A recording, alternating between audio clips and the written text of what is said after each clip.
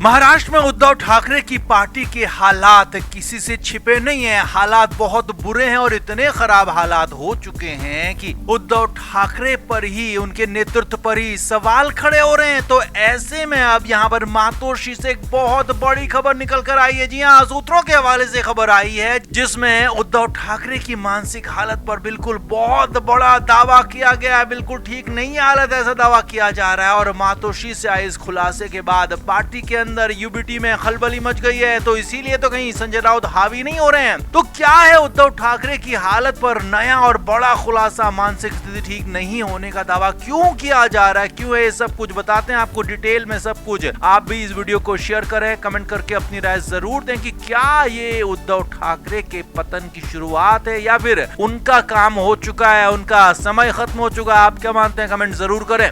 तो उद्धव ठाकरे की शारीरिक हालत को लेकर तो लंबे समय से लगातार हालात खराब थे, ये बातें कही जा रही थी। तो क्योंकि चुनाव से पहले उनके सीने में दर्द हुआ था, उसके बाद उनकी एंजियोप्लास्टी तक हुई थी, यानी कि उनको स्टेंट लगाए गए थे, कुछ ब्लॉकेज की समस्या आई थी। उसके बाद से उद्धव ठाकरे की हेल्थ को लेकर लगातार सवाल खड़े होते रहे। हालांकि इससे पहले भी कुछ साल पहले उद्धव ठाकरे के इसी तरह के ब्लॉकेज की समस्या आई थी, लेकिन तब ये शारीरिक हालत की बात कहकर टाल दिया गया। लेकिन उसके बाद उद्धव ठाकरे का बाहर निकलना, उद्धव ठाकरे का कार्यकर्ताओं से मिलना, चुनावी रैलियों में जाना और मुखर होकर जोश में बोलना कम हो गया था। उद्धव ठाकरे के तेवर ढीले पड़ गए थे और जिस तरह से लोकसभा चुनाव में उद्धव ठाकरे ने प्रचार किया था, वैसा प्रचार उद्धव ठाकरे विधानसभा चुनाव में चाहकर भी नहीं कर पाए, क्योंकि उनकी सेहत उनको इस तरह से इजाजत नहीं दे रही थी। लेकिन अब इस बीच एक और बड़ा नया दावा हुआ है, नया खुलासा हुआ है, जिसके बाद तो खलबली मच गई है। जी हाँ, मातोश्री से आए एक शख्स ने बहुत बड़ा खुलासा किया, जो कि उद्धव ठाकरे की पार्टी में ही बड़े पद पर मौजूद है। नाम न बताने की शर्त पर उन्होंने बताया कि उद्धव ठाकरे की मानसिक हालत ठीक नहीं है। जी हाँ, ये बहुत बड़ा दावा है। उद्धव ठाकरे की मानसिक स्थिति बिल्कुल भी ठीक नहीं है। उद्धव ठाकरे घर पर बहुत ज्यादा लोगों से मिलते नहीं है। उद्धव ठाकरे घर पर भी लोगों से बहुत कम बात करने लगे हैं, यहाँ तक कि अपने परिवार से, अपने लोगों से भी बहुत कम मिलते हैं, बहुत कम बात करते हैं। उद्धव ठाकरे ने खुद को एक अलग तरीके से खुद को बंद कर लिया, कैद कर लिया। ये कहें कि उद्धव ठाकरे ने खुद को कहीं और इंडल्ज कर लिया, या कहें कि जिस तरह से पहले वो